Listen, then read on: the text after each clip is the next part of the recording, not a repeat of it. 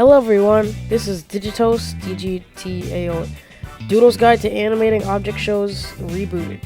I am redoing it because in the beginning I expected you to know everything about Adobe Animate, but I'm pretty sure some of you new to Adobe don't know how to really use it, so I am here to help. So let's just get the basics down. Free transform tool lets you select stuff. I don't have anything here. We're just going to go through the tools here. Lasso tool, you can grab certain pieces of an object or a drawing. Fluid brush, this is just better, I don't know. It's about the same as the classic brush. This is your main thing that you'll draw with. You can also use the eraser to erase things. You can't really see the eraser because the background's white. You got the rectangle tool where you can select the stroke size, and the fill, the rectangle. Let's make a gray fill and a black stroke. Yeah, there we go. Alright, the line tool uses a stroke, just no fill. But lines connected together, you can fill the inside of it, or whatever shape you made, or whatever you made with it. The pen tool, a little bit hard to explain. Does some cool things. Yeah, I don't really know how this one works. I don't really use it. Text tool, you can type things. I have a lot of fonts Adobe comes with, but I have some of my own fonts. So hold on. Boogaloo. Yep. You can also select the text, make it bigger or wider. And a little help with the free transform tool, a little tip. If you hold shift while doing a corner, it will always stay the same size. If you don't hold shift, it will just depend on where your mouse is moving to. DGTAOS for the win! Paint bucket tool lets you fill in anything. If you don't have anything to fill in, then it just won't work. So I made it, drew a circle, fill it in with the same color. Eyedropper tool lets you get the color of whatever your mouse is over. Asset warp tool, I don't really know how to explain that one. Hand tool lets you drag around on the thing. If you're drawing and you can't see past here, you can just whoop, hold space, and then you can move. The zoom tool lets you zoom in. You can also hold control and drag your mouse wheel to zoom in and out. There's more tools. I won't get into them today because they're very confusing. Adobe's a very sophisticated program. But anyway, let's get into the stuff up here. Alright, file. So new, file, new. Lets you make a new file. New from template lets you make a template and then a file from that template. Open lets you open a file that you've already made. I don't know that one. Open recent lets you open stuff that's recently been closed. Close that you close the one that you're already on right now. Close all lets you close all the projects in your little list up here. Save lets you save the project. Control S. Save as lets you save the project as a new file. Save as template lets you make a template. Save all lets you save every single thing up here. File, I don't know revert right now.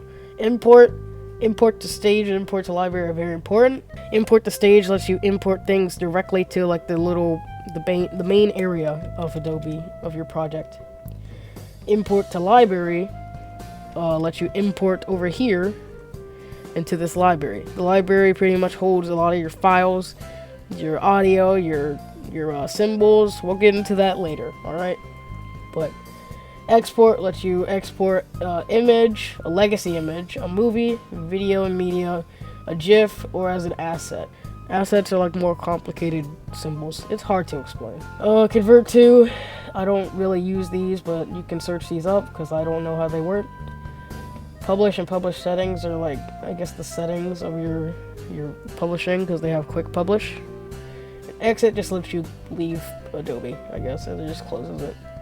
So edit, we got undo and redo. So undo, Control Z lets you undo your most recent action. So draw something, Control Z. If I want it back, Control Y. But I'm gonna press Control Z so it's not on the screen. So cut lets you like grab something. So you can use Q, grab it, Control C. Alright, that's not cut. Control X, Control. So if you grab it, Control X, Control V, it's there again. Alright, copy, you know this, or you should know this. Grab it, Control C, Control V, It makes the Control C copy it, Control V to paste. Paste special, I think that's like symbols and stuff. Clear to backspace, clears backspace. Control D to duplicate, Control A to select all. To deselect all, Control Shift A. So if I boop bop, Control A, grab all those, Control Shift A, deselect all. We won't get into these much. Timeline we'll get into next episode. Timeline is very confusing as well. View, pretty much it changes how your Adobe looks, kind of. You can also press right click to change some of the stuff in view. The grid, it's just a grid. You can remove it by going back to grid, turn off show grid.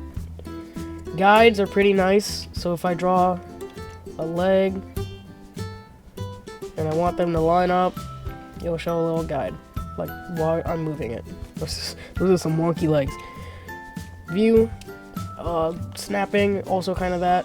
You can change all the snapping, kind of helps when you're trying to line things up. Alright, insert, new symbol, and then you can also create tweens. That's also with timeline, so we'll get into that later. Let's show how to use the symbol. So the symbol is pretty much, it's an object that you can change and fill that just shows up on the screen, I guess. It's hard to explain. So if I name this character, press enter, and I just draw a little smiley face. Go back here, it's not here, but it's in the library, and it's a symbol named character. So we drag character into the frame, bam, we got character. And you can't edit you can't edit what's drawn here. You can draw over it.